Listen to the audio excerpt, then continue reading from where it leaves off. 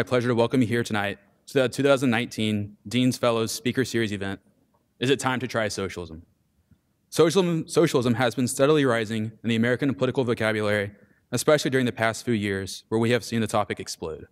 Now with the likes of individuals like Representative Alexandria Ocasio-Cortez and others, leading a new movement of democratic socialism, we are in the midst of a great public debate. It is therefore fitting that we have a conversation on our campus so as to better our knowledge and improve campus dialogue surrounding this topic. Hopefully our debate tonight can help spur that conversation at Notre Dame. The format of the debate will be as follows. The pro-socialism side will speak first for 20 minutes, followed by the anti-socialism side for 25 minutes. Finally, the pro-socialism side will conclude for 5 minutes at the end with rebuttals. Then after this, there will be a Q&A that will follow. We will have anonymous Q&A functioning through Slido, which we will talk about after. And then we'll also have questions from the audience in person with these microphones there. Before we introduce our speakers, we'd like to thank our newest sponsors. They include the American Studies Department, the first year of studies, the Notre Dame Scholars Program, the Program of Liberal Studies, the Kellogg Institute for International Studies, the Political Science Department, the Constitutional Studies Department, the History Department, the Gender Studies Department, the College of Arts and Letters, the Mendoza College of Business, the Anthropology Department, the Center for the Study of Religion and Societies, and the Institute for Scholarship in the Liberal Arts. Without their support, this event would not be possible. We'd also like to thank the event staff at the Mendoza College of Business for all of their help, as well as everyone that made this event possible. Thank you. Now I will turn it over to fellows Molly Murphy and Emma Shia to introduce our speakers.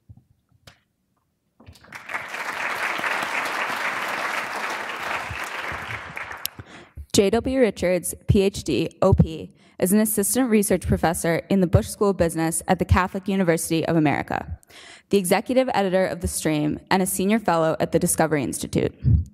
Richards is author or editor of a dozen books, including the New York Times bestsellers Infiltrated and Indivisible, and Money, Greed, and God, winner of a 2010 Templeton Enterprise Award. His newest book is The Human Advantage: The Future of American Work in the Age of Smart Machines. He is also creator and executive producer of several documentaries, including 3 that have appeared widely on PBS. Richards' articles and essays have been published in the Harvard Business Review, Wall Street Journal, Barron's, Washington Post, Forbes, Fox News, National Review Online, The Hill, Investor's Business Daily, Washington Times, The Philadelphia Inquirer, The Huffington Post, The Federalist, The American Spectator, The Daily Caller, and many other publications. He has written and lectured on a wide range of topics, including culture, economics, public policy, natural science, technology, and the environment. Thanks.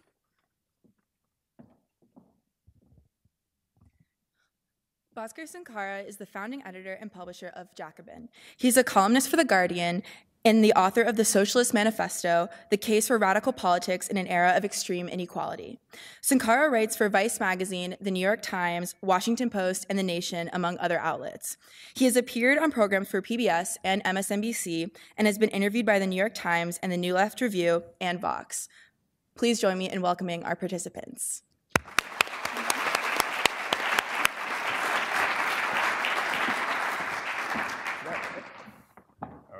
Well, thank you all for having me. Notre Dame is not known for its radical politics necessarily. There are many other wonderful things, so I jumped at the opportunity. So special thanks to the organizers, particularly John Henry, for handling all the logistics and everything like that. And I don't even remember half the organizations that co-sponsored this, because there was a long list. I see they each brought 2 people, but thank you all for coming.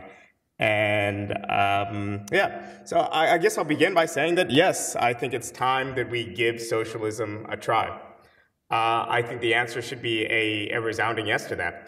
We live in a country amid the wealth that our common endeavors have created, where millions live in poverty, millions have no savings or saddled with debt. They're one medical accident away from destitution. People in the United States are trying hard. They're working longer than their peers in other developed nations. They're trying to take care of their families. When they're laid off at work, when they deal with health insurance companies or student loans, they're bombarded with the message, though, that it's your fault. Lost your job? You should have taken a coding class. or reformat your CV. Have to see a doctor? You should have eaten more apples. In student debt? You should have created an app instead of going to college. The socialist message, and more broadly, the message of the movement around Bernie Sanders is simple. It's not your fault. There are social problems out there that are plaguing you, and these social problems have collective solutions.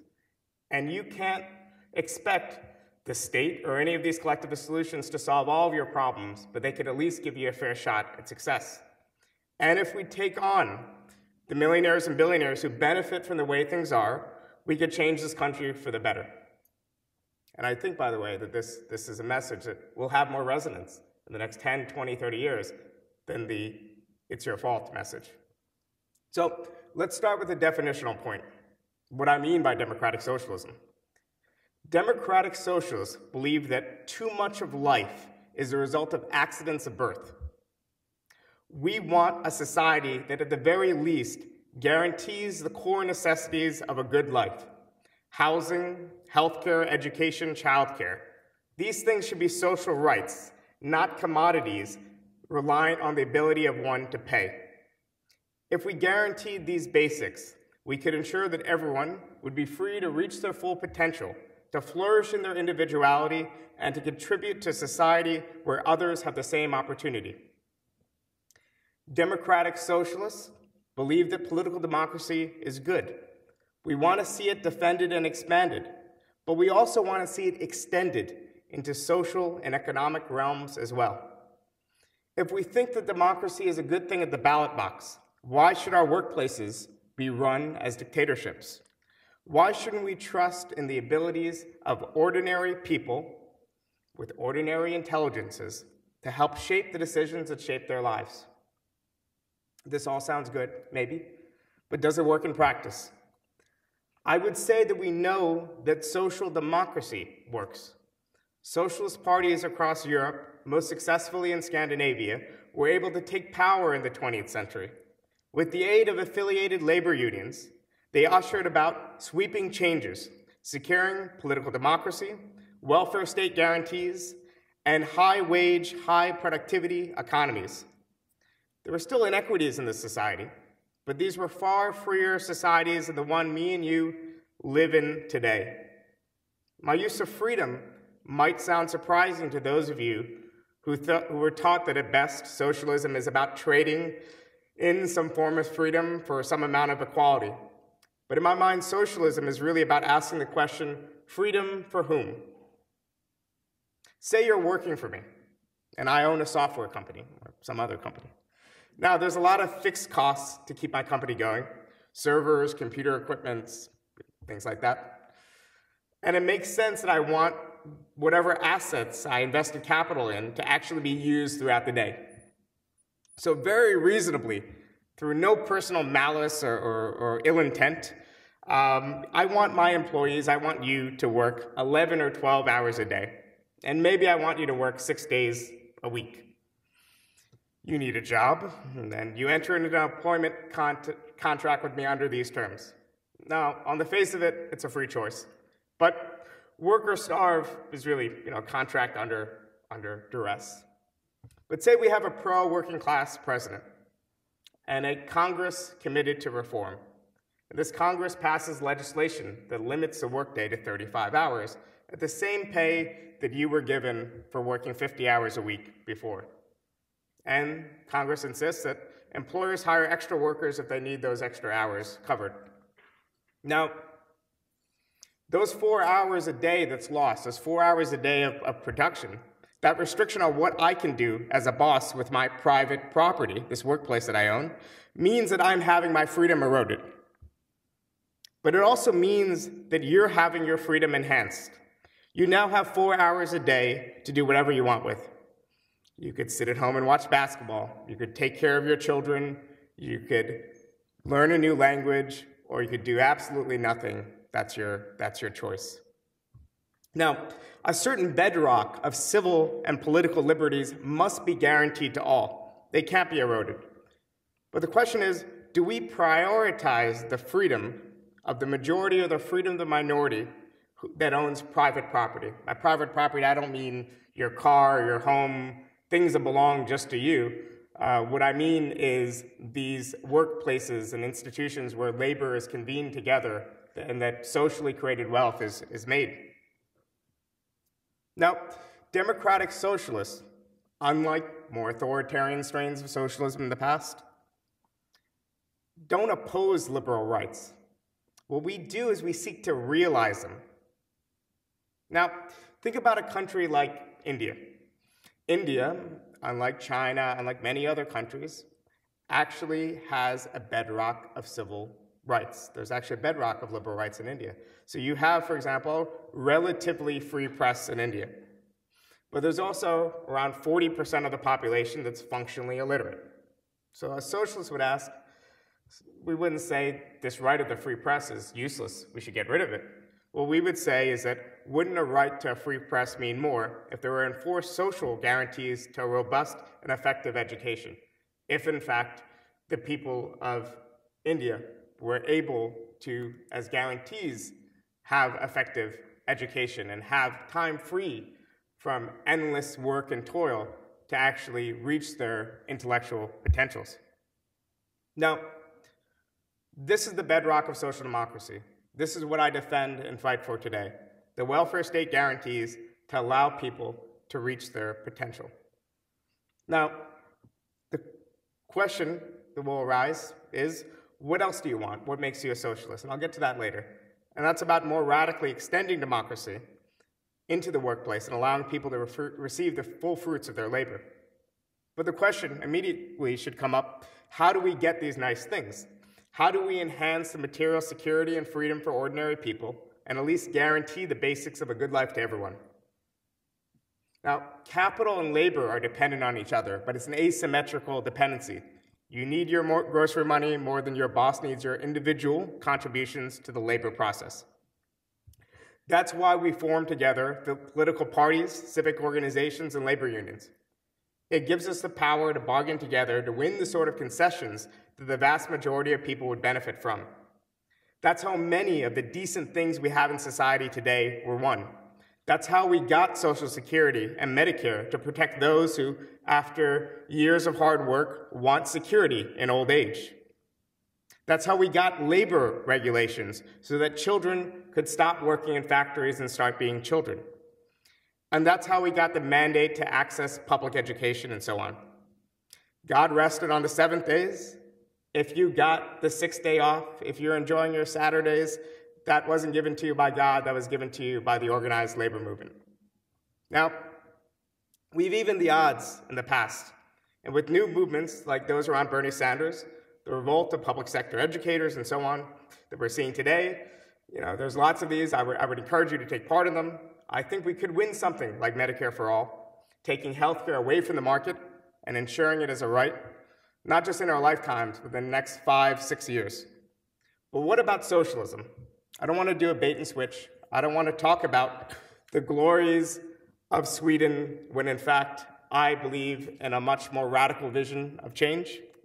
So I will talk about socialism. I will talk about that means of production stuff. I want to see a more radical break from capitalism. I want to see a socialist society. Now, why? Now, social democracy, the compromise I described before in which certain guarantees were won, but in which there was both still capital and labor fighting over the fruits of society, rested on a class compromise. Workers got concessions, and through high corporate tax rates and strong sectoral labor bargaining, people enjoyed both high wages, lots of consumer goods, full employment, and expansive welfare state guarantees. This was the case in many of these countries throughout the 50s, the 60s, into the 70s. But when profitability started to dip after the post-war boom by the 1970s, capitalists sought to rewrite the compromise by demanding austerity and deregulation. Again, not because they're bad people, but because they saw their profitability decline and they decided, we don't really know how to fix things, but we know that we need lower taxes and less regulation so we could figure things out. Now, social democracy was dependent on the profits of private firms and then redistributing those profits.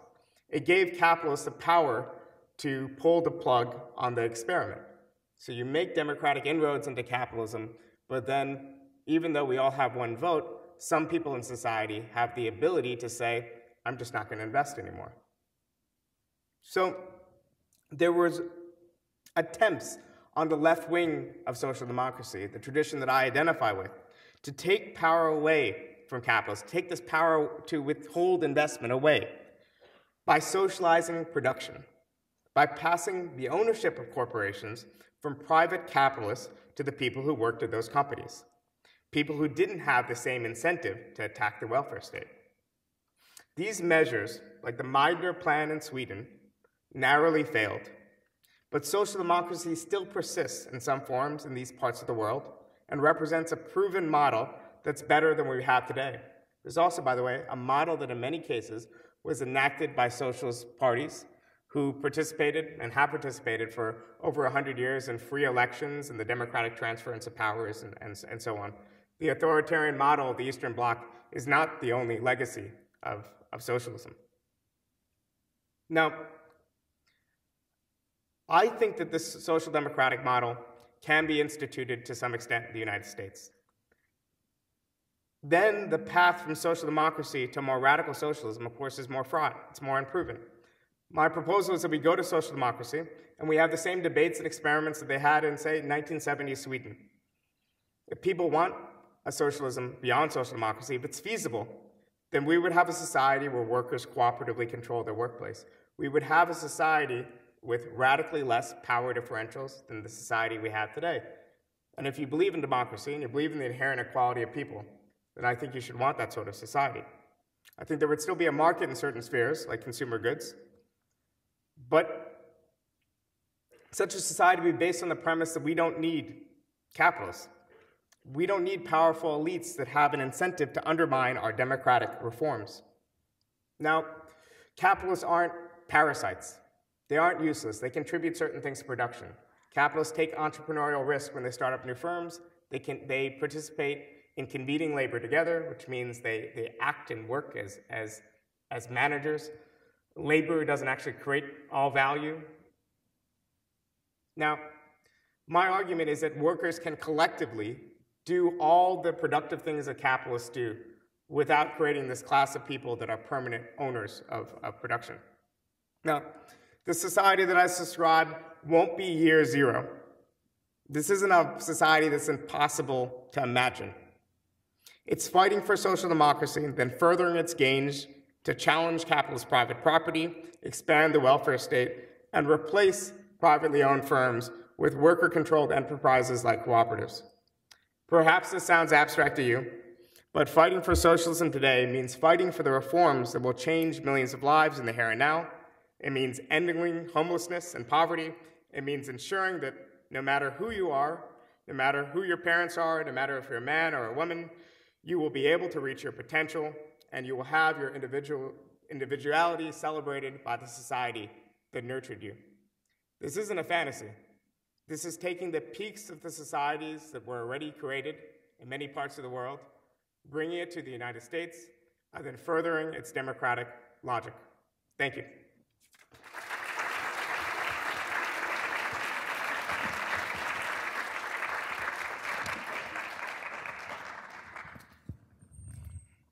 Thanks, Bhaskar. I know you guys are all worried about this, but trust me, once I get standing, I promise I'm not going to fall, so don't think about it. Well, thanks again to all the sponsoring organizations at Notre Dame. I've been on campus several times. It's great to be back. Bhaskar and I met once in a symposium. Is the lapel, do we need it on? Is the mic not quite right? Got it on. How's it sound? We all right? So? All right, let me hook it up. So the proposition for the evening is it time to give socialism a try? My argument is it's never been a good time to try socialism, and there's never been a better time to realize what a terrible idea it would be for us and for the world. So Bhaskar and I on these points completely disagree. We, of course, didn't know what each other were going to say, and so I had to try to anticipate what he was going to say. But I do know his general views, and I actually appreciate the fact that Bhaskar quite robustly defended something like socialism. Nevertheless, most people that now in 2019 make the case for socialism want still to argue in aspirational terms. If you'd asked me this proposition about socialism in 1986 when I was in college, I would have answered yes. The reason is because I had read the Communist Manifesto 5 times through my freshman year. It kind of has an effect on the mind. I didn't know a lot of economics, and I liked the way it sounded, and I didn't like the kind of greedy consumerism that I saw around me. I loved it aspirationally. But what I kept doing is I kept studying economics because I was essentially a classical liberal. I thought, okay, on any idea, I want to find the best arguments for and against this thing. And at some point, when you're talking about economic policy, you're not talking about Congressman Alexandria Ocasio-Cortez, whom I looked up the other day. She's talking about socialism. She said, by socialism, I mean that everyone is accorded a certain basic level of dignity. Well, who doesn't want that? That means everybody, I think, probably in the United States that is any sort of moral formation is going to be a socialist under this definition. And so this is always the problem with socialism, is that those who defend it don't want to talk about the actual socialist experiments of the 20th century. It's not like we have to deal in imagination and images in our minds, right? Because I know most people, when I was a freshman in college, my image of socialism was actually, it was the image of a wonderful Norwegian village where everybody had enough fish and they'd sort of dance together on Friday nights. Everybody had a Volvo in the garage. I mean, I don't know where this came from, but that was the image in my mind. But ultimately, we want to deal in reality and not merely in the images in the mind. So the reason I think simply that we absolutely don't want to give socialism a try is really for 4 reasons. First is this problem of focusing on aspirations rather than reality, and sometimes a kind of no true Scotsman fallacy. No true Scotsman fallacy is the idea that somebody says, well, no Scotsman would ever marry an American woman, and the guy says, well, what about Jimmy? He's Scottish and his wife is from America. And the guy says, well, no true Scotsman would marry an American woman. You see the move? You narrowly stipulate the definition in order to defend the thesis. So if we're going to talk about socialism, what should we do? Well, we don't want to stipulate a private definition or we can defend anything. So let's talk about what the dictionary definition is. Let's talk about people in, say, the 20th century who self-identified as socialists and who were inspired by socialist thinkers and see what they did.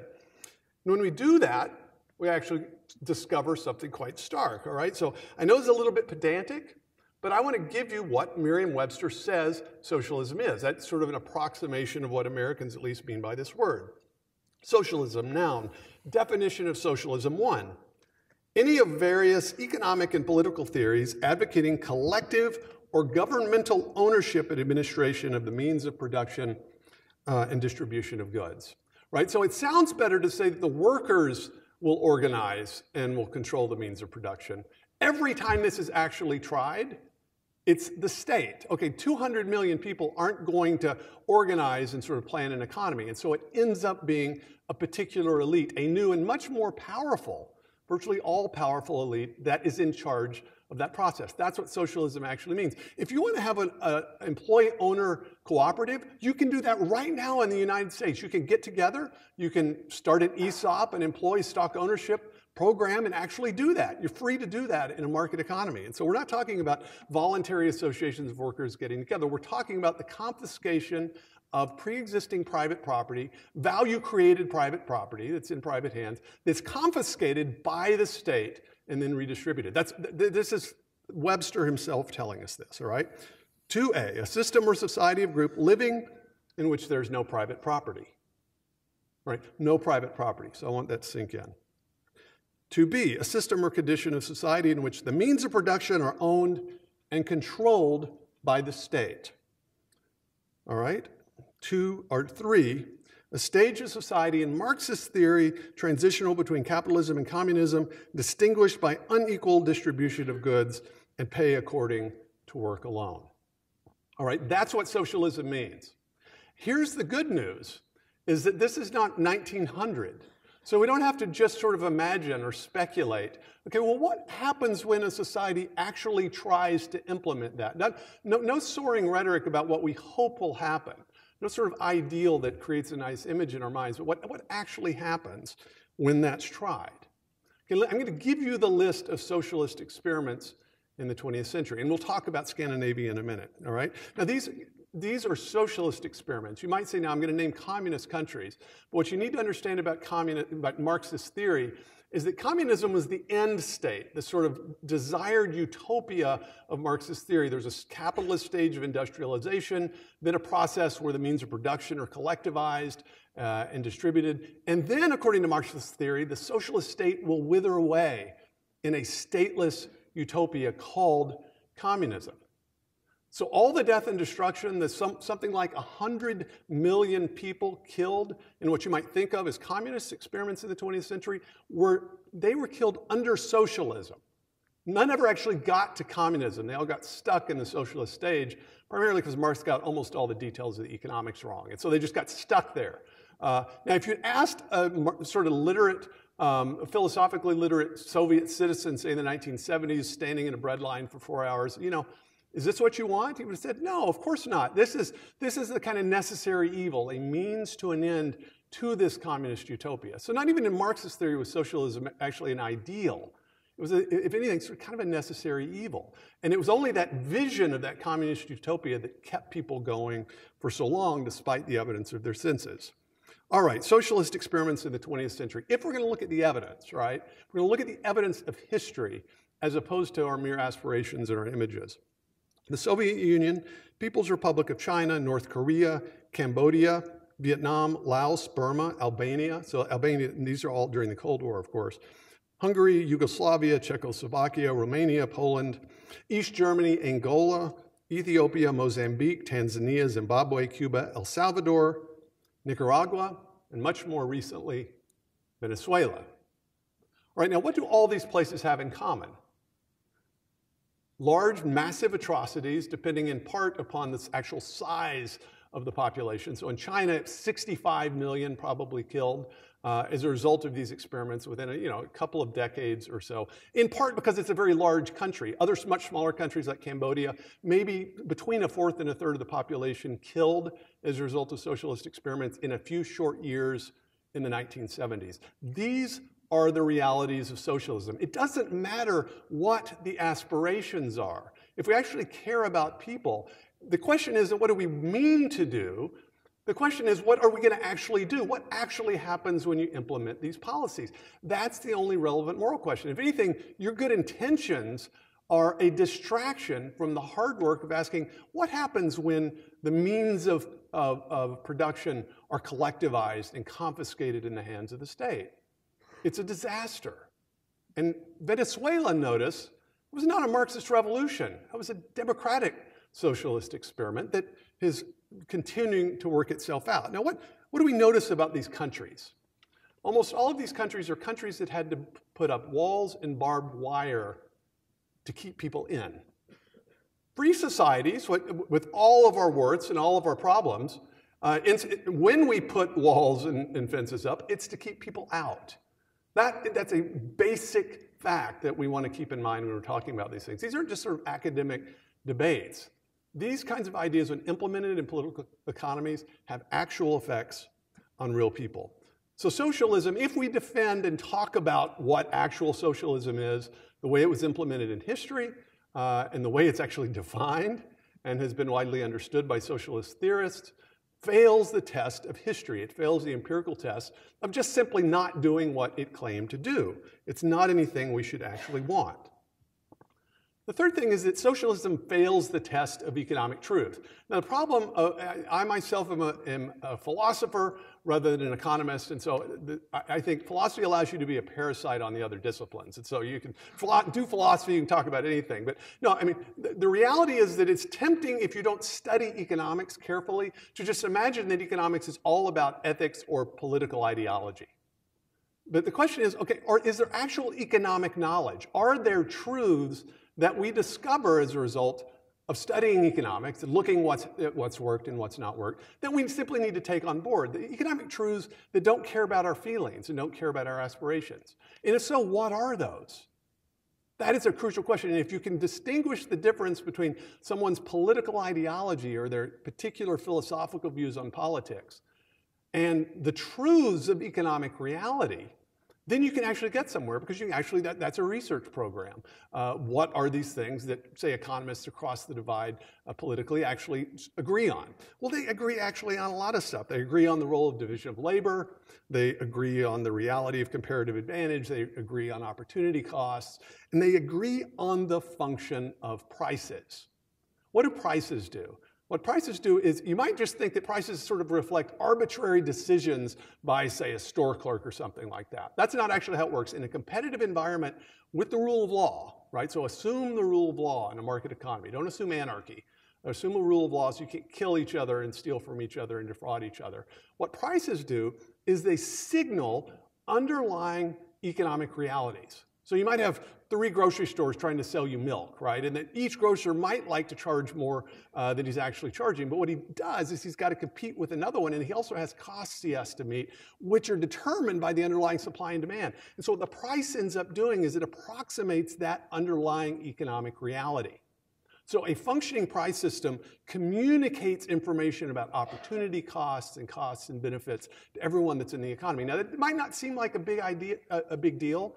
Without a functioning price system, people in the economy simply do not have a way to know how to make any sorts of decisions. This is why in the Soviet Union, you got factories that were sort of determined not by what customers wanted, but by production quotas.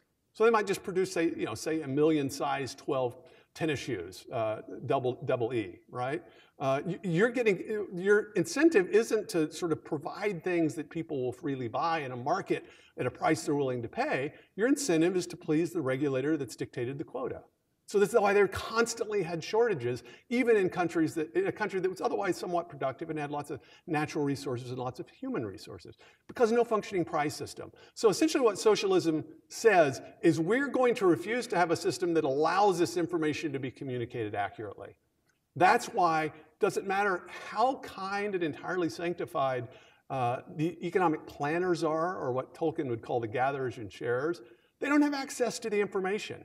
The only way to know what the right price of something ought to be would be to have access to the information of all the particular people buying it, what they're willing to pay. And the way you find that is through the market process with a functioning price system. Other sort of economic truths that socialism just generally ignores is the role of incentives. Human beings are purposeful agents who do things under different contexts. And so one of the key tasks of any economy is to set things up so that people's incentives are oriented, so that they generally do things that make sense, so that ideally, even if, say, you're the butcher and you're just worried not about your customers but your daughter's braces bill, you, in order to succeed as a butcher, still have to freely provide meat that customers will freely buy at a price they're willing to pay, and to try to do it better than your competitors. So the system orients your sort of natural self-interest, not selfishness per se, just natural self-interest, into an outcome that's socially beneficial. That's what a market is. A market is not someone confiscating wealth from someone else. It's a system with the rule of law and well-described property rights and economic freedom in which people are able to set up mutually beneficial win-win interactions. Now, socialist rhetoric always focuses on inequality. It always focuses on inequities. And the reason is because I think the sort of rhetorical point of socialism is to appeal, first of all, to our subtle envy, but also to a sort of dislike of certain types of inequality. But behind that is very often an economic fallacy called the zero-sum game fallacy. The zero-sum game fallacy just claims that in an economic exchange, if somebody wins, somebody else has to lose. So it's like chess or checkers, right? The rules of the game are set up so that if there's a winner, then there has to be a loser. This is not how normal market exchange works. When you go to the grocery store, again, is the grocer standing there saying, okay, let's play rock, paper, scissors, and if you lose, you give me all your money, right? That's not how it works. What happens, you go in, and if he's charging too much, you leave. If not, you say, okay, well, I want the groceries more than I want the money. And he wants the money more than he wants the groceries. That is a win-win exchange. Now, that's hard to get nailed down, to get a system that is well designed like that, but that's a functioning price system, rule of law, private property rights, and opportunities for exchange. And you get markets like that that are mutually beneficial to each other. That's all it is. So the problem with using a word like capitalism rather than socialism is actually a socialist word from the 19th century. Just talk about something like economic freedom and rule of law.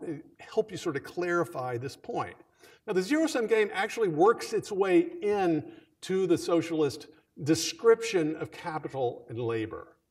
All right, so the idea, a key part of certainly Marxist theory and at least socialist rhetoric, and of course they're non-Marxist socialists, is that there's this intrinsic enmity between different classes of society, between the capitalists who own the means of production and the workers who are presumably paid a wage. Now, Marx predicted with Engels in the Communist Manifesto that what would happen is that the capitalists would say hire somebody to make shirts in his factory and then take those out to the market, sell them for more than they cost to produce. And that was surplus value because the worker had been exploited because the thing was only worth as much as it cost to produce. It's called the labor theory of value. So Marx thought value came entirely from the labor. And so he assumed then that even though the capitalists would go back and reinvest in more intensive capital equipment and make the workers more productive, they'd end up making less and less, and he would get richer and richer, and then all the money would end up in the hands of a few greedy capitalists, and the vast majority of the workers would end up, those still working, with absolutely no money.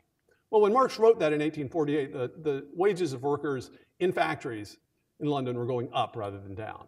And the reason is any economist will tell you, or any kid that's taken Econ 101, is that your labor is more valuable when you have capital-intensive equipment. If you're a worker that is using a tractor, your labor is going to be worth more to an employer than if all you can use is a shovel. Whether you own that tractor or not, your labor is going to be valuable. Because remember, in a market economy, your labor also is subject to competition.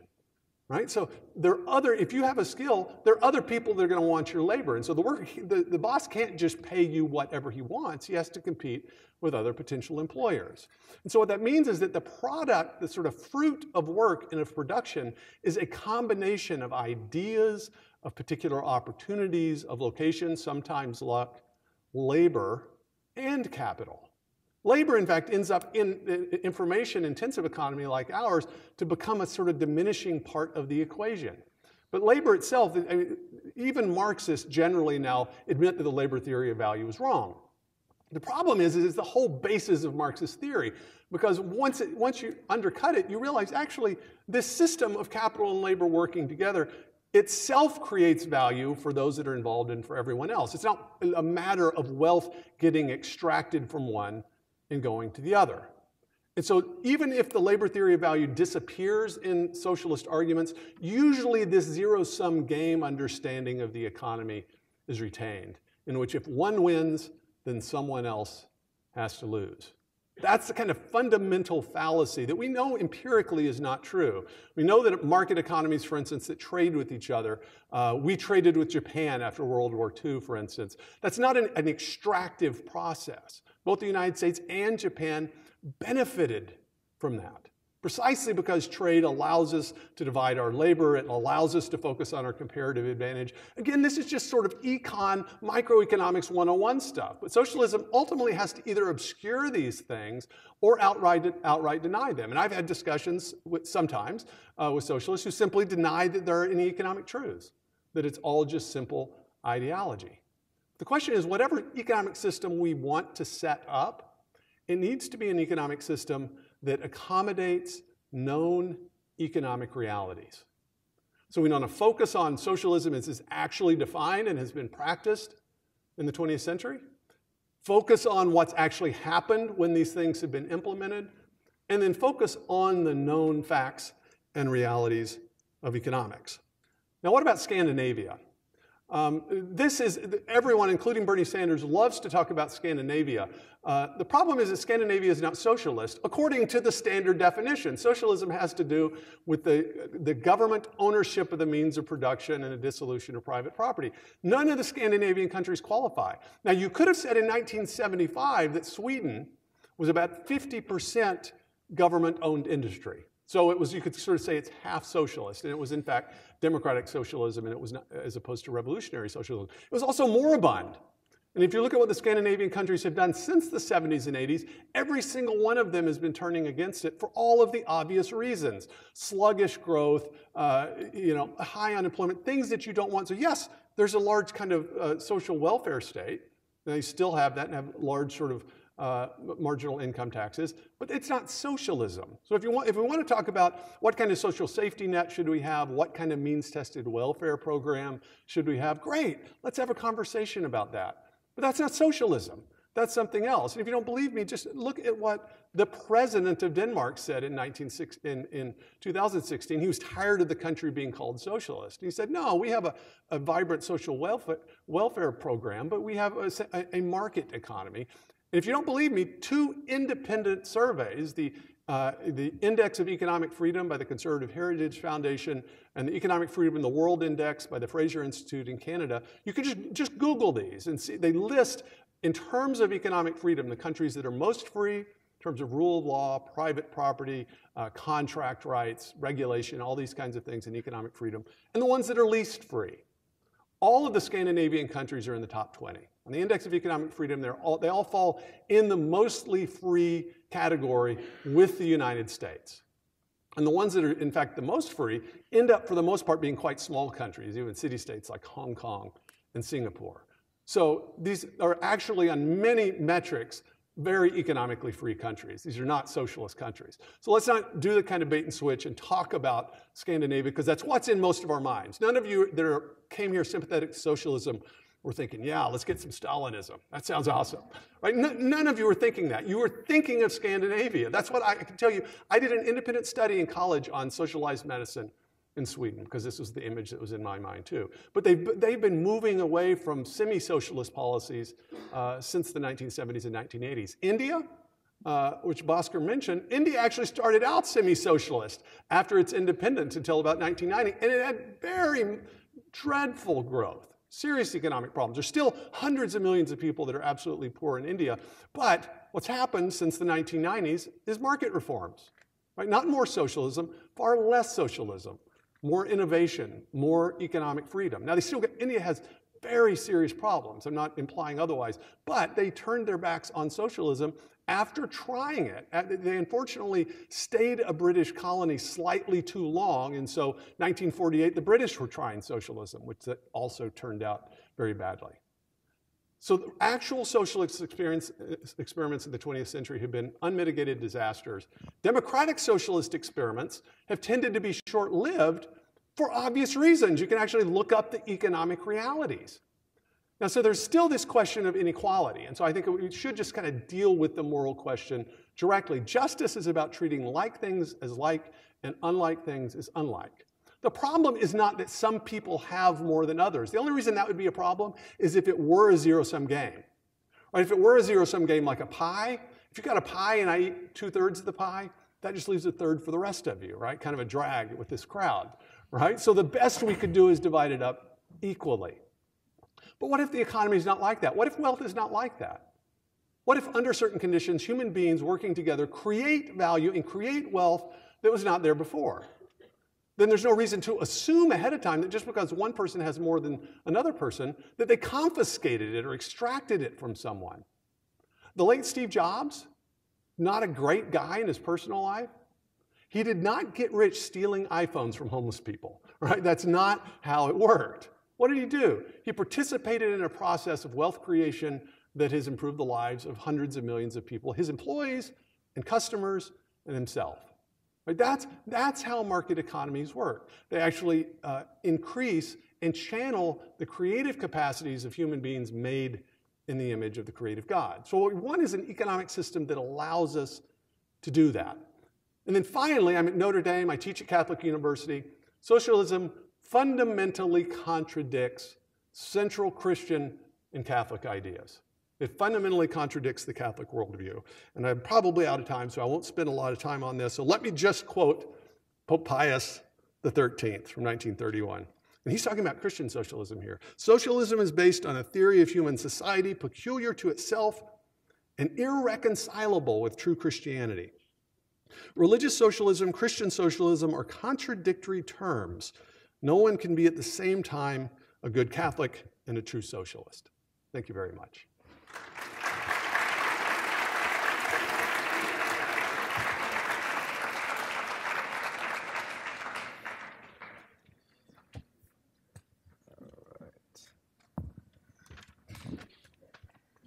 We were just having a jog outside, so I don't know where these crutches came from. Okay, so I guess we'll start on a few different points, but for one, at the level of the conflation that I think was happening between communist regimes and the vision of socialism that I was laying out, and in fact, the practice that I was talking about as well. Let's differentiate socialism into three different camps. Now, you could say that there were attempts to create doses of socialism within capitalism through the effort of socialist parties. Now, these parties initially aspired to create socialism after capitalism, but in the end, partially because they weren't in power long enough, partially because of contingent political defeats, partially because some of them just gave up that this was even a good idea, they created socialism within capitalism. And that's one way to define some of these Scandinavian experiments. Then we could talk about, say, socialism outside of capitalism. A lot of these terrible communist governments that tried to compete with the capitalist world and even overtake the capitalist world through the use of command economies, through mobilizing labor, through treating workers like military kind of pawns in a quest to catch up with and defeat the West, kind of socialism outside of capitalism. What I advocate for is a socialism after capitalism, and I believe that putting doses of socialism within capitalism, expanding the spheres of life that aren't hostage to the market, supporting forms of worker organization and certain social rights is in fact a route for us to, over time, move to a socialism after capitalism. I do not identify with the communist tradition. I am part of a political tradition that, in fact, were the earliest opponents, in many ways, of communism. At a time in the 1930s when even American liberals were saying, "Oh, the Moscow trials, not much to see there," who thought, in venues like The Nation and New York Times, who thought the tales of Ukraine famines were overstated, and even American companies like IBM. Who saw fit to work with this new Russian government that had lots of need for early computing power in its economy. It was, in fact, people from the democratic socialist tradition that were the earliest advocates of anti-Stalinism. And in fact, when these regimes fell in the 1980s, it was often under banners like the Solidarity movement in Poland, like these other movements that were often under the banner of various forms of democratic socialism and trade union advocacy.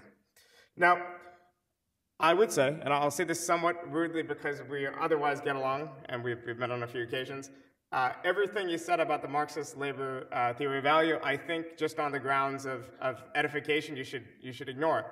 Because in fact, Marx was not writing political economy, he was writing a critique of political economy. So in other words, Marx was using the labor theory of value because Ricardo Smith, other 19th century bourgeois economists were using the labor theory of value. He was operating within this framework.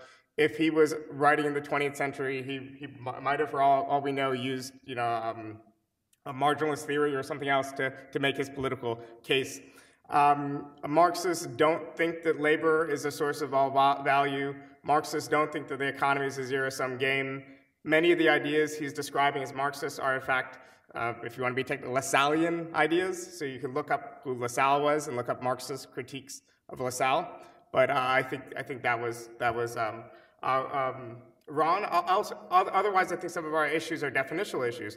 But even the kind of society that I was describing, a society in which there are cooperative forms of labor ownership. Now, what I called for is a society in which, instead of being wage laborers, regular employees, people were in fact worker owners, issued shares, and paid not a wage, but in fact shares. Now you tell me whether or not you think that will incentivize people to work more. Now, not only would it incentivize people to work more, but in fact it would create an incentive in labor-saving technology. If I own my place of work and I had a share in my place of work, you better believe I would try to find ways to automate much of my job. Now, I think a lot of these other ideas of why various forms of state socialism failed. I don't like the true Scotsman thing either. I don't like when I talk to people who advocate for capitalism and say like, yeah, you're critiquing this, but this isn't real capitalism. You know, that's an annoying argument. So I would say state socialism, these kind of failures that we saw in the Eastern Bloc and elsewhere, relied on a complete rejection in many cases of the market, which ran into two problems. One, a problem based on calculation, economic calculation, which you brought up. Two, a problem based on incentives. Now, what I advocated was a combination of an expanded state sector, so taking certain spheres outside the market, and an existing sphere of markets for consumer goods. Markets existed before capitalism, they will exist after capitalism. I think both of these would solve the calculation and incentive problems that were brought up. Now, if you're worried about me taking away the market, socialists taking away the market from certain spheres, like for example, healthcare, I would remind you that our healthcare system in the US is less efficient than the healthcare system in other countries where, in fact, healthcare is either in the form of single payer or direct state ownership. Healthcare is just issued. And it's common sense why. Instead of just dealing with hospitals and doctors for care that cannot and should not often be rationed by the market, instead we have to deal with billers, with insurance, with mailers. How many hours have many of you spent on the phone with your insurance company? That's a drain on the economy. It creates useless jobs. It's a waste of human effort and resources. There's not that problem in other countries, including Britain, whose labor government, which you derided, in the late 1940s actually built and established a National Health Service. And the spirit of that National Health Service was that the people who fought against fascism, the people who sacrificed so much throughout the 1930s, throughout the 40s, deserve to be cared for, deserve to be taken care of. And that is, I think, the spirit of a lot of the socialist endeavor. We can't abolish the human condition. We can't make you feel happy. We can't solve all of your problems, but there's certain things in life that you shouldn't have to worry about. You should have a bedrock amount of security. Now, in other spheres, I believe that we can, in fact, take more control of our lives. I think ordinary people can, in fact, be shareholders in their workplaces. Now, would this mean endless meetings? Not necessarily. In large workplaces, this would mean maybe every year or so, there's a meeting where people vote, you have an operating agreement, and so on. But fundamentally, at a normative level, as a socialist, I think that there's needless hierarchy and needless exploitation in society today. I think that we could develop people's capacity so they could truly take part in government. At its most lofty and ambitious, Marxists used to say things like, we want a society in which every cook can govern. Now, I'm not a student of much of Christianity. I have to imagine that there's some sentiment somewhere. You know, on the way here, a friend who is a Catholic socialist was giving me all these quotes to use and so on. Then I'm like, I don't want to use a quote out of context. But every cook can govern, I think, is a assertion of the inherent moral worth of every human being and our capabilities. And maybe every cook can't govern today, but I think we need a society in which we are allowing people to flourish to the point it is possible. Thanks.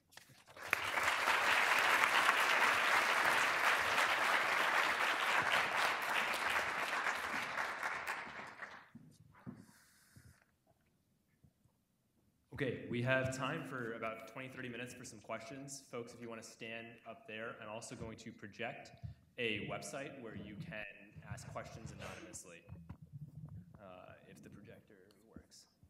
But for now, feel free to line up and ask questions. We'll try and take multiple questions at a time.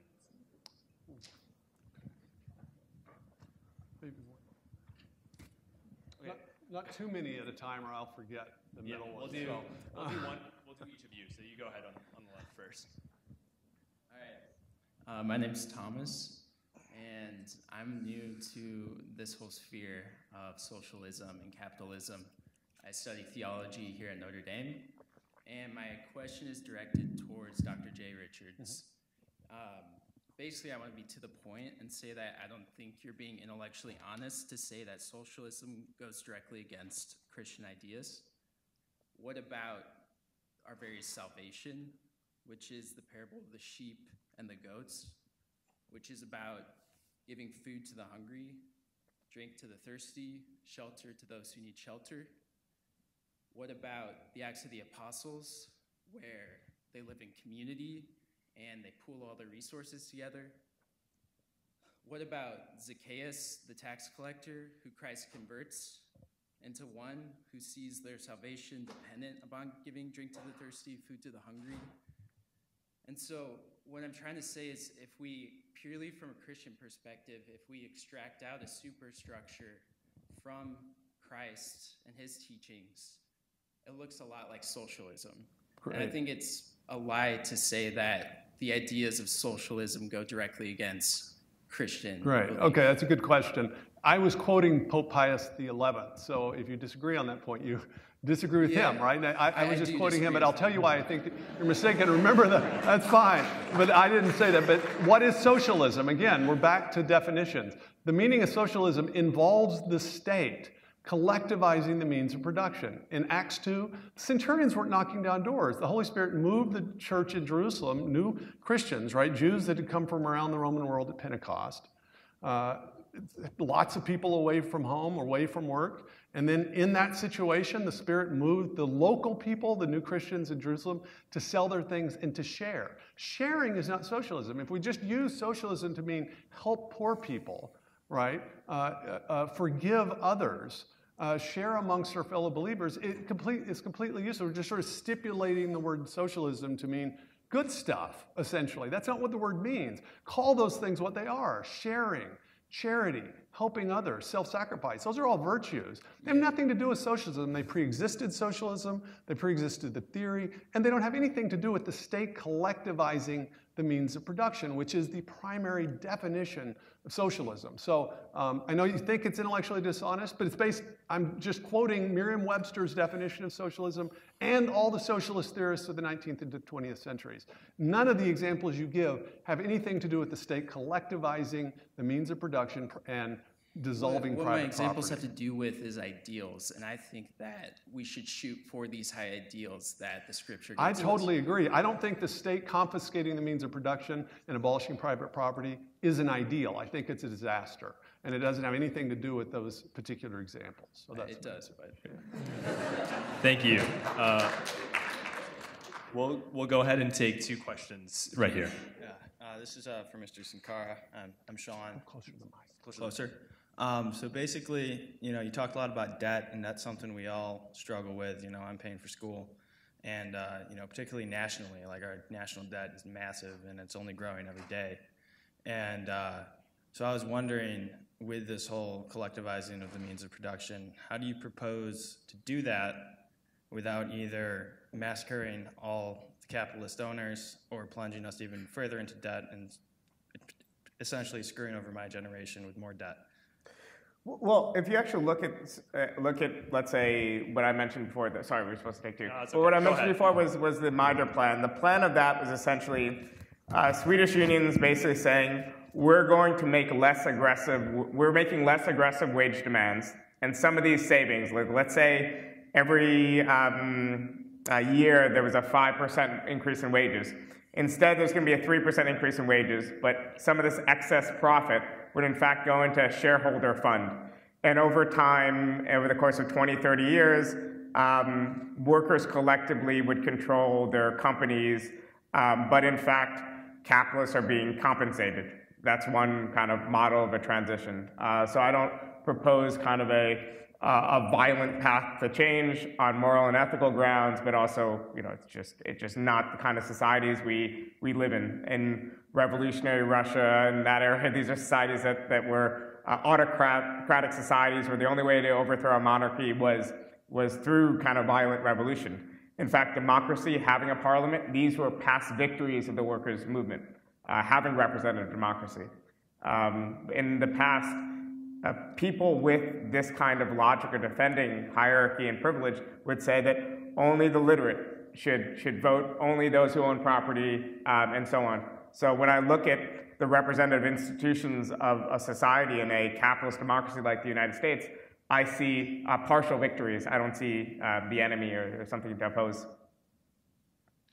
I'm going to interject with a question that we're getting from a lot of people anonymously right now. And the question is essentially for both of you tackling like the practical implications of this debate in politics today. So all of the conversation around a few key issues, especially Medicare for all, and then the Green New Deal and climate change legislation in general, and where you think this ideological debate stands on that, and what policies you think you should advocate for based on the ideologies that you were displaying today. So, Dr. Richards, you can start. Yeah, absolutely. And so, I mean, the idea that we've somehow sort of shrunk government in recent years is a complete myth. I mean, just look at the number of regulations. Look at the list of pages added to the Federal Register in the last 15 or 20 years. And whether Republicans or Democrats are in office, there was about $1 trillion of regulation added to the economy during President Obama's 8 years. I don't think President Obama was a terrible person, but that's just the reality. And those are things that are essentially drags on the economy. And so the trick when you're developing policies is that you want laws and regulations that have the most benefits with the least costs. And so we tend not to do that. But I do know that in parts of the market where the government is deeply involved, you get inflated costs. And where it's not, you get innovation and good deals. So which parts of the market have continued to go up about twice or more the rate of inflation? Education, housing, and healthcare. In all these cases, we have what economists call a third-party payer problem. Where have prices gone down? Consumer goods. So if you want more people to have access to something, you want to increase the supply and reduce the cost. The best way to do that is to improve the market mechanisms in those places. The reason, for instance, that housing has gone up is because the federal government, for very well-meaning reasons, manipulated the housing market over a period of years and ended up destroying the underwriting standards on loans and a bunch of details. I've written a whole book on this called Infiltrated if you're really into mortgage-backed securities and all that stuff. I know you're not. But the point is that where the market mechanism is set up well, where the price system works well, it does wonders. It's not a utopia, but it increases the availability of goods or services, and it reduces their costs. And so if there's something like education, I hate to say it, but the addition of grants and loans, bad news, it increased the cost of college education. I can tell you that incentivizes schools to increase the cost, and you're now bearing it. Right? That's a government intervention that's caused that problem. And again, you can see that. I'm not saying government's terrible. Government has a God-given role to play in establishing and maintaining the rule of law. But when it decides, it gets between customers and employers and employees, it ends up actually increasing the costs. And quite contrary to what Bhaskar said, it makes it much less efficient rather than more efficient. Well, it depends on the sector. I mean, certain sectors would be better off with through market competition. Certain sectors are natural monopolies that should be under the control of the state. I think healthcare is one. I mean, this is a debate that healthcare experts have had all around the world. I would say even among people who are otherwise ardent capitalists, there's a strong minority, if not close to a majority of them, who would probably agree with me that, in fact, a single-payer system is more efficient. Because in the same way that even most libertarians don't advocate for private ownership of highways, many people are now coming around to Medicare for all as a common sense a solution. Now, taking Medicare for all and putting it in the hands from private insurers into the hands of a single state insurer would essentially mean decommodifying, taking out of the market 1/6 of the U.S. Economy. That would be a big step, but it would catch us up with every other industrialized country in the world. So I think that's probably the most relevant and the most important debate that we can have right now. Life expectancy is slipping for many reasons in the United States. We're not up to the standards that we should be given how wealthy our country is. And I think that we can save, over the course of a couple decades, millions of lives through doing something like Medicare for all. All right, I'll take your question and one question over there before we answer any. Go ahead. Hi, thank you. I'm just, first of all, really delighted to see socialism being debated at Notre Dame. Who would have thought? I'm most curious, as a question for Dr. Richards. I'm a scholar of imperialism, And I was Say very it again. curious. I missed that last sentence. Oh, I said I'm a scholar of imperialism. Of materialism? Imperialism. Imperialism. Yes, Gotcha. colonialism. Yes. Gotcha. And I'm always very curious to see the many crimes of communist states frequently cited and heaped at the feet of Stalin and other communist dictatorships. And yet frequently capitalism is described as though we're only talking about North America and only talking about North American democracies. I would also advocate or suggest that we include, for instance, in the death toll of capitalism, what Mike Davis, the scholar, referred to as the late Victorian Holocaust of colonialism. We can include the Vietnam War, which killed over 3 million Vietnamese people. We include the recent invasion of Iraq, which killed hundreds of thousands of people. And I would say, and not to say to excuse the crimes of communism, but to say that embedded in capitalism has always been not simply the market of free labor, but has always been this history of imperialism. And, you know, curiously enough, socialism and Marxism have often been more popular in the third world. And even when we talk about the adoption of capitalism in India, yes, okay, so many people in India now have cell phones and good jobs. We also talk about hundreds of thousands of farmers who are killing themselves because they are seeing their lands taken from them as capitalist agriculture comes and defrauds them of their land. So it's not to say that communism obviously was a fantastic system, but I think when people are reacting to capitalism, they're not simply reacting to, say, questions of, do I have health care in the first world? They're also reacting to the massive death toll that has been the legacy of capitalism and cannot be written out of that story. And I think that, you know, if you're going to say, well, okay, how can you advocate for communism if you're thinking of the death toll? One could also say, well, how can you advocate for capitalism and not include the death toll of late Victorian Holocaust and et cetera? Of course, you're comparing apples and oranges because the 100 million that I talked about, it wasn't Soviet, like Soviets also killed non-Soviets, right? We killed Vietnamese. Let's just grant, right, that all of that is bad. Let's say, which I oppose the invasion of Iraq was bad. That's not us killing our own people for economic reasons. It's bad things that market economies have done.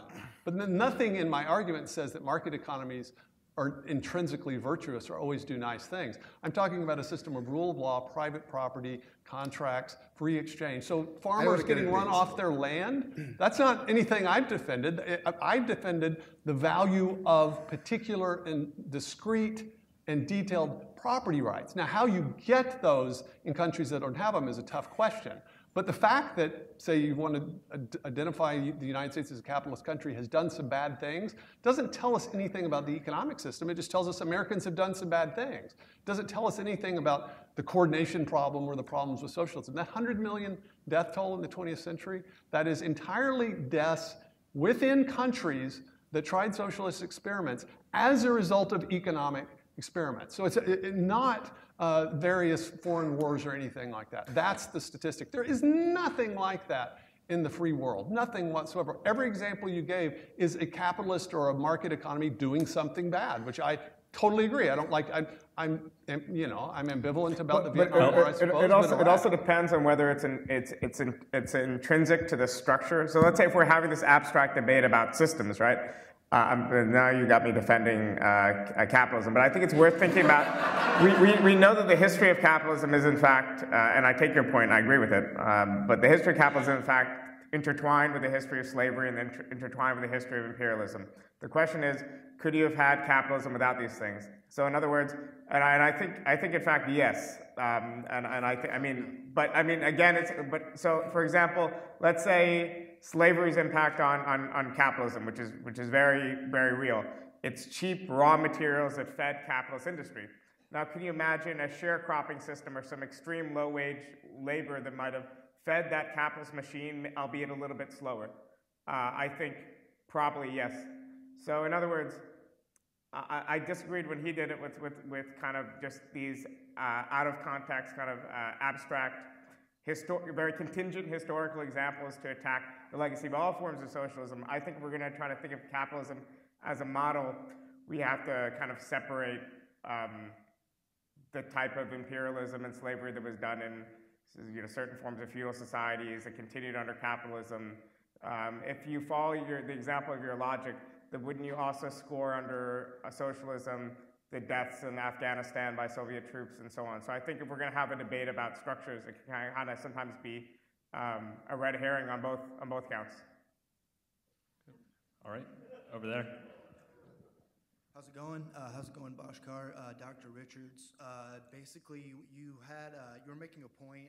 We shouldn't try socialism. I didn't quite follow.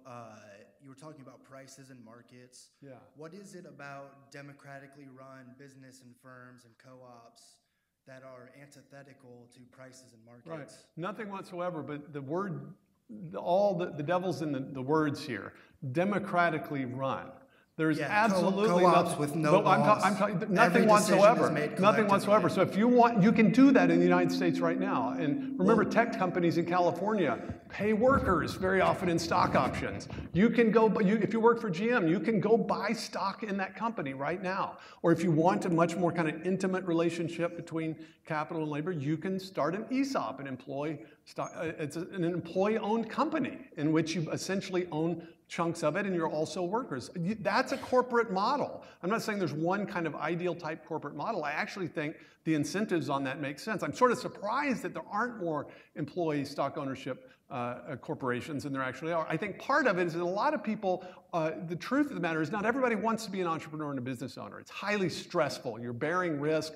You're worried about payroll. And a lot of people like a kind of regular paycheck. And so maybe everybody doesn't want to do that. But I've got friends that have started ESOPs. I think it's terrific insofar as it works. And if it's actually superior economically, then it's going to take off. I actually think the kind of highly short-term corporate governance processes that we have right now are suboptimal. I think that I'm hoping that they will be replaced by something better. But I actually think you don't necessarily have to have an owner cooperative. This is what tech companies figured out themselves, is that they very often pay employees early on with stock options, right?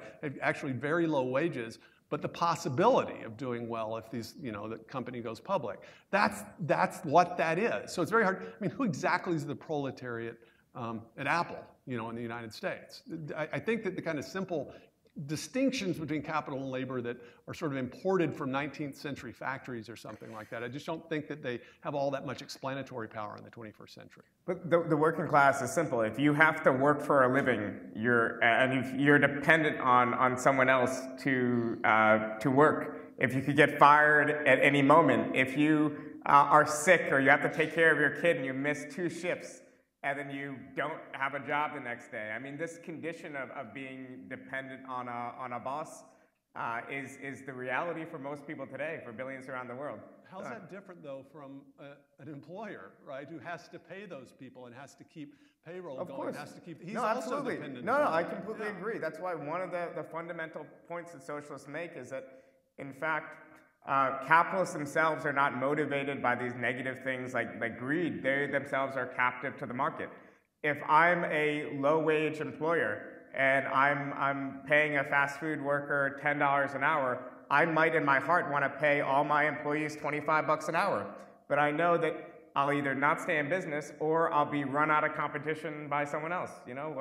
Caldors paid people better than Walmart does, and I'm 29, I vaguely know Caldors. I'm sure none of you do here. So that tells you what happened to Caldors. So can we create a system, in other words, that incentivizes different behavior? And I think that's a real question. Thank you.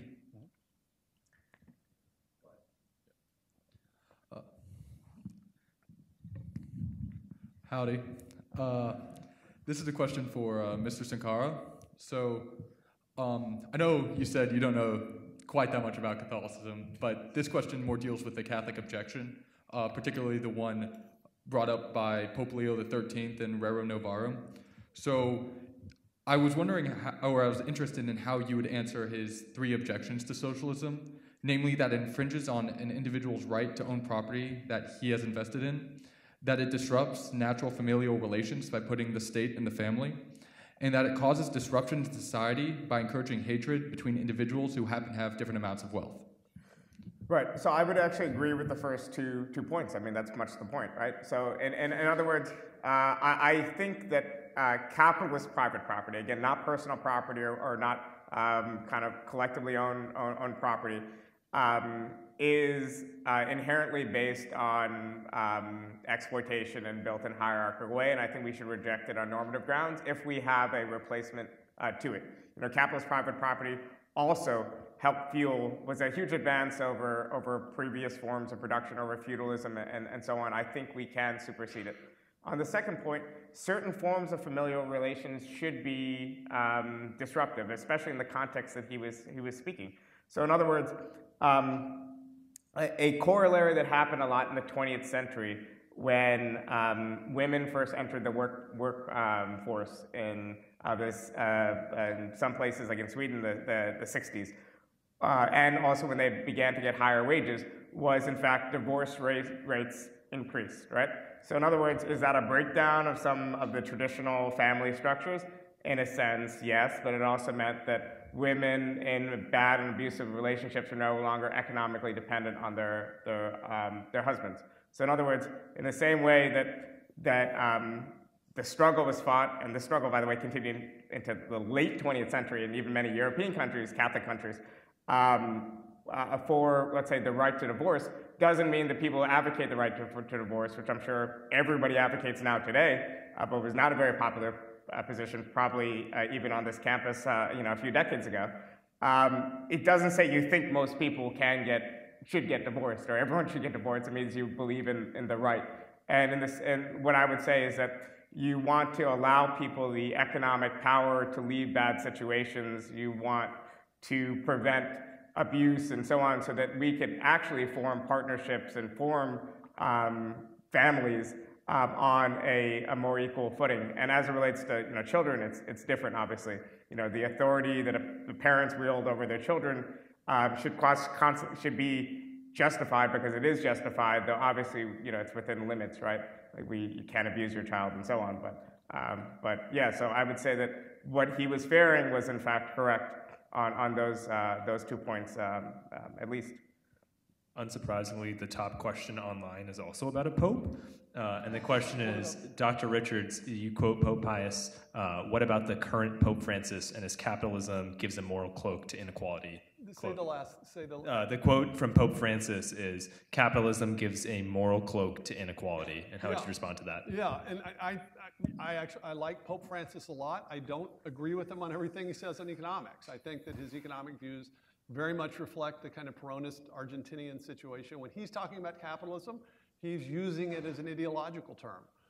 And that's very often, actually, if you look at a lot of the encyclicals, including ones I've referred to, when popes use the word capitalism, this is a kind of European thing to do, they talk about it as an ideology. I am talking about a system of institutions and incentives, which includes, again, rule of law, limited government, private property, contract laws, and widespread opportunities for economic freedom. That's the system I'm talking about. It's also the system that economists overwhelmingly agree is the way that countries emerge from absolute poverty and raise large numbers of people out of poverty into generally flourishing lives. It's not like this is a mystery how this works. We actually know at the beginning of the 21st century what institutions and incentives and processes and laws allow countries that are formerly poor to become relatively wealthy. The Korean Peninsula, just compare South and North Korea, right? Same culture, same ethnicity, same background, same basic natural resources and climate. Two different political economies, run the experiment for 60 or 70 years. And South Korea is not an ideal, right? But one was a Stalinist, socialist, and communist experiment. One was one that increased these institutions, and we see the effect. So I would argue on empirical grounds, focus on those things that actually help large numbers of people economically. I don't think Pope Francis would disagree with it framed that way. I do think if you're thinking of capitalism as a system by definition in which some people exploit other people, then of course I'm going to agree. But that's why I think we've got to define terms carefully. Great. Since we're running out of time, I ask that folks keep their questions short and don't ask follow-up questions. So go ahead over there. Hello, my name is Robert, and so America did have a very comprehensive, and this question is from Mr. Sunkara. America did have a very comprehensive welfare state during the New Deal, along with a bunch of other European countries, but since the 70s, it's been rolled back due to the threat of capital strike and capital flight. So even if somehow social democracy was to be reestablished in the United States like you want it to be, how would you propose that these progressive gains be sustained in the face of challenges posed by capital? Yeah, I think that in fact, capitalists will have to, the United States is not a small export-driven kind of a European country. In fact, I think there's a lot more latitude to initiate pretty sweeping reforms and to build a welfare state. And by the way, that doesn't necessarily mean nationalization. You said 50% of the Swedish economy was nationalized. I guess you might have meant like public sector use, but like actually in terms of nationalized industry, it was only 11%. So it was less than other countries like France and so on that were both more capitalist and more statist. So again, I think like one of the, I won't say tricks because I know you do believe it, but one of the things that keeps being said is I think the conflation of the market and certain incentives with capitalism, and then saying capitalism is just an ideology. What I keep questioning is the ownership structure, right? So in other words, what I want you to defend is the fact that the initial shareholders or the capitalist is actually the one who owns the shares, and then it chooses if they want or not to dilute their shares by giving some to employees or whatnot, as opposed to creating structures where people are kind of by mandate and by structure are given shares or at least can vote on an operating agreement. But I think there's a lot of latitudes, there's a lot of flexibility that we have to make reforms here. I think ultimately social democracy will be unstable in the long run. Eventually workers will start making more and more militant wage demands because these social welfare programs, these reforms will insulate them from the penalties that come from going on strike, so in other words, they'll be less market dependent, they'll be more militant. They'll start making higher wage demands. Eventually these wage demands, I think, will make inroads into the profitability of firms. And companies there'll be employer lockouts, there'll be strikes, there'll be a lot of the industrial conflict that you saw across the West in the early 1970s. That conflict, that crisis of social democracy was resolved through a few steps to the right. So people like Tony Blair and Schroeder in Germany came and they said, all right, we're going to restore profitability. So we're going to fight against these strikers. We're going to deregulate a little bit. Then we're going to make these companies profitable, but we're still going to tax their profits and sustain as much of the welfare state as we can. That was the solution of kind of third way social democracy and what social democracy has become in Europe. Then there was a center of social democracy that I think kind of pretended that there was no crisis and things can go on as they could.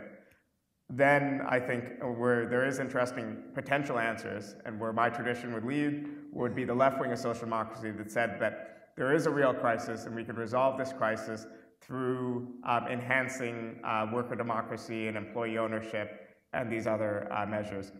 In which case, that's why I keep mentioning Sweden. It's not actually, I know some socialists, it might be a bait and switch. For me, it's in fact, this was kind of the experiment of these ideas in practice, both the creation of these welfare states and then eventually how do you respond to the crisis that emerged into it. And this is a terribly, I was going to say a bad word, but this is a very bad thing to do, and I'm embarrassed by it, but I'm going to give it to you for free. But I have a book coming out next month, kind of premised around this very question, kind of. So I'll, if afterwards, give me your address or something, I'll mail you a copy. Thank you so much. All right, we only have time for 2 more questions, so I'm sorry everyone else who's in line. You can go ahead, and then I'll have you go right after. There we go. All right, so this is a question for Mr. Sunkara. When you speak of employee-owned workplaces, I can only assume that some workplaces will be owned by hundreds, if not thousands of workers. Surely, this model will be a high risk for cyclical majorities. By this, I mean different majorities rising when choices are being made between multiple options so that no one majority wins out. This leads to inefficient decision-making and incoherent expression of group will.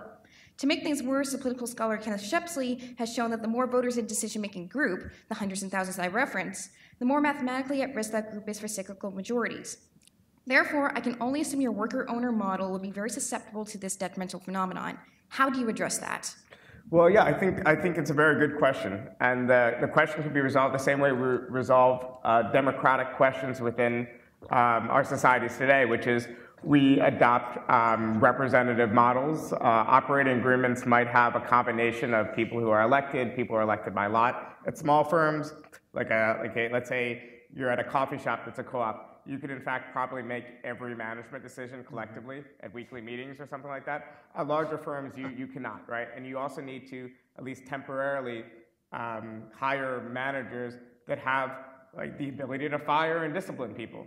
So you do need both, at the macro level, firm failure. This is one of the reasons why firms didn't work in the Soviet Union, because they only had soft budget constraints, and inefficient labor techniques couldn't hold on and couldn't, and in fact, persisted, and there was waste of raw materials and whatever else. So I do think you need firm failure. The difference is, and I think this is a key for it to actually be socialism, is that when your firm fails and you fall, you won't be market dependent. You'll be falling on the cushion of a welfare state through active labor market policies and whatnot. You'll be retrained, and if you want, put into an expanding part of the economy and so on. But I think these are good questions, but I think they can in fact be resolved, but it's through the use of representative institutions, the delegation of power, and so on.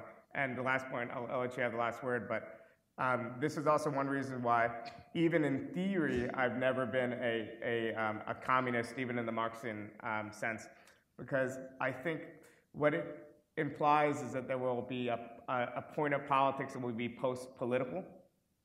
So in other words, even if there are no more class antagonisms the way there is under capitalism, if we wanted to get across a river, and I wanted to build a bridge and you wanted to build a tunnel, I mean, that in fact is a political conflict that requires a state to mediate it, and it requires representative institutions.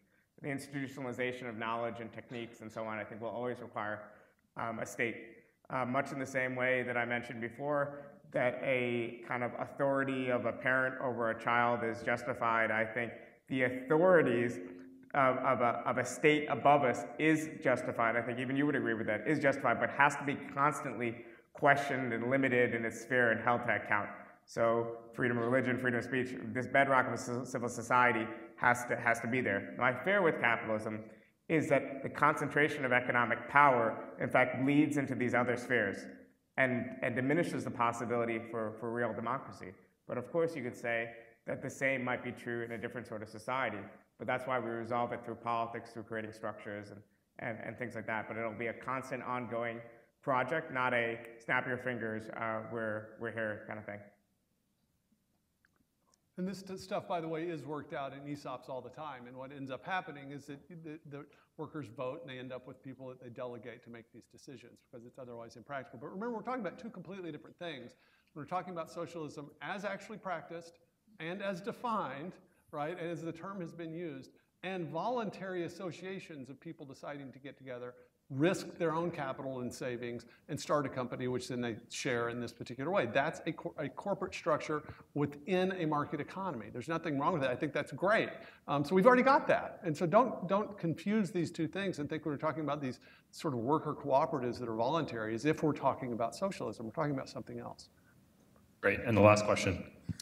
Yeah, my last question's about the Nordics, and it's the Nordic countries. The Nordic countries. And it's sort of prompted by Dr. Richards' use of the Heritage Freedom Index, which it was kind of, I found frustrating because you really tried to focus the definition of socialism on state or collective ownership of the means of production, and that's primarily, if you look at the methodology, is primarily based on how much regulation is in the economy, which I understand you don't like regulation, but it seems sort of like a separate issue from who owns things. Yeah. And if you look at, I think Finland owns, like state-owned enterprises make up more than 50% of GDP. In Norway, it's almost 80, or it's more than 80%, and they have big sovereign wealth funds. Right. And that sort of leads to a broader question with about the financialization of more capital assets. Mm-hmm. If that is a way to mitigate your critique of socialism and integrate more market structures into a socialist state where there's collective ownership, and that's there's such a bunch of questions in there, but you're right. And so notice that the definition of socialism, I thought the only way to do this fairly and neutrally is, I mean, what the dictionary is this kind of culmination of how the term has been used. If we're not going to bait and switch and defend something that wasn't the proposition, that's why I turned to Merriam-Webster. I didn't know exactly what it was going to say, right? And so it was government ownership or control. And so I think you're right. So in principle, the government could regulate every detail of business so that it was effectively owning it, right? So that every transaction, every price, production quotas, even though they're sort of nominally in private hands, is controlled. That would effectively be socialism, and that's actually one of the definitions. And so at some point, there's a sort of limit in which regulatory control just effectively becomes ownership. I just don't see any reason to think that that's a good thing. Now, Norway's got a very kind of unusual situation. It's got a small population of 5 million people, massive natural resources. They've got large private corporations, and the government owns stocks, right? And so I don't actually think whatever the Nordic model is, there's any reason at all to assume that it would extrapolate. I think this is one of the kind of key problems with socialism. This was Leo XIII's problem. One of the problems with socialism is that it completely mixes up the notion of scale. Different social sizes have different logics. So the integrity and the logic of relations in a family is different from the logic in a parish or a town or a city or a small ethnically homogeneous country the size of Washington State with particular quirky kind of cultural regulations. Even if something works well in Norway, right? Let's just grant that. There's no reason to assume that would work well in a large continent-bestriding nation state. And if you look at the socialist experiments that were tried in large countries, that's where the disasters mostly were. Serious disasters. And I think because socialism essentially says, ultimately the logic of the coercive state is going to apply to society as a whole, and this is what Leo's point was. It gets between the mother and the father, the parent and the child, the priest and the parishioner, the employer and the employee, everyone. Everything is finally subsumed into the coercive power of the state. And that's what Leo was worried about. That's precisely what I'm worried about, and I think the 20th century bore that out. I think we want often these structures to be in between us. I mean, if you're in a happy relationship, you don't want the state involved. But if you are not, then you might need the protections that come from a wider society. If you're happy with your health insurance plan, then you might not need Medicare for all. If you're uninsured or underinsured, like many of us are, then you do. I think this bedrock of protections is undeniable. And you might say this is a bedrock of protections that's existing within a capitalist economy that's fundamentally reliant on the profits of capitalist firms.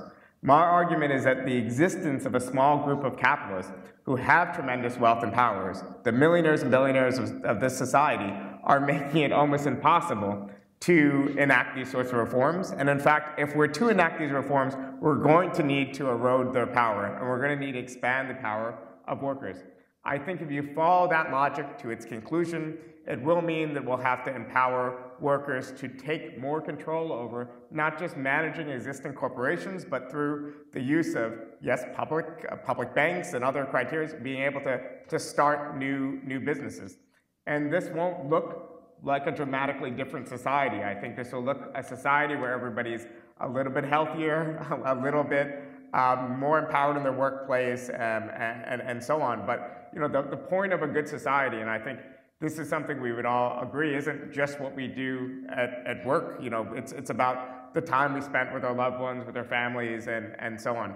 And it's my deep fear, and the reason why I became a socialist in the first place, is that our future Einsteins and Da Vinci's, or even those ordinary people with ordinary abilities that I was talking about, are spending their lives today in demeaning low-wage work, in sweatshops all around the world, and are not going to flourish in their individualities. They won't have the sorts of experiences that any of us have today. And I think that democratic socialism can resolve many of these problems, as imperfect as it is. But again, this isn't a year zero, I thought socialism was a good idea, but now I'm living in Soviet Russia thing. This is an experiment. It's a provisional utopia we'll have to move towards. There'll be democratic mandates where I think left of center governments in the future will be able to march a few steps down this road.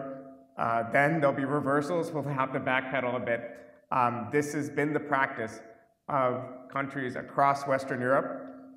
And I think the return of democratic socialism in America today, Bernie Sanders, AOC, all these other politicians that I'm sure all of you know of, this is just us returning to the norm that we have elsewhere. And even if you don't really like the development, I think you'll like your state-run healthcare. Thank you all for coming, and thank you to our speakers. I'll come to you.